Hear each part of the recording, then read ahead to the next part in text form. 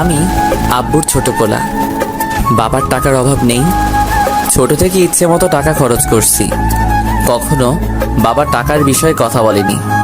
ফ্যামিলিতে সবাই আমাকে ছোট সাহেব বলে ডাকে। আমি এবার ইন্টার সেকেন্ড ইয়ারে পড়ছি। এবার আসা যাক গল্পে। শাহাদাত কাকুর দোকানে বসে চা খাচ্ছি।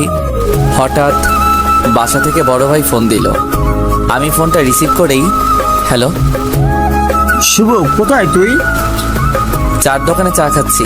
কেন, কি হয়েছে? তাড়াতাড়ি বাসায় আয়। পারবো না, এখন আমার একটা কাজ আছে। দেখ ভাই, আমার রাগ করিস না, তাড়াতাড়ি বাসায় আয়। আচ্ছা, আসছি বলেই বাইক স্টার্ট দিয়ে তাড়াতাড়ি বাসায় পৌঁছলাম। বাসায় ঢুকেই আমি অবাক, এত মানুষের হইচই কিসের? আর বাড়ি এত সুন্দর করে সাজানো হচ্ছে কেন? আমি কিছুই বুঝতে পারলাম না। সোজা ভাইয়ের রুমে চলে গেলাম। ভাইয়া, কই তুমি? আর কি হয়েছে শুনি? তোমার ভাইয়া বাজারে গিয়েছে, তুমি ড্রেস চেঞ্জ করো। কেন, কি হয়েছে যে ড্রেস চেঞ্জ করতে হবে? আজকে তোমার বিয়ে। আমার মাথায় তো আকাশ ভেঙে পড়লো। কি, আমার বিয়ে মানে? আজকে তোমার বিয়ে। আরে মানে কি? ভাইয়া চলে আসলো। এসেই, শুভ চল, গোসল করতে হবে। ভাইয়া আমার বিয়ে, আমাকে আগে বলবে তো?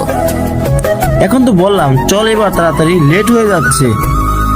না, আমি বিয়ে করব না বলেই সোজা বাইকের কাছে এসে বাইকে উঠে যখনই বাইকে স্টার্ট দিব তখন দেখি বাইকে চাবি নেই। ভাইয়া, চাবি দাও। চাবি তো আমার কাছে না, আব্বুর কাছে, আব্বুর কাছ থেকে নিয়ে আয়। আমি আব্বুর কাছে শুনেই ভয় পেয়ে গেলাম।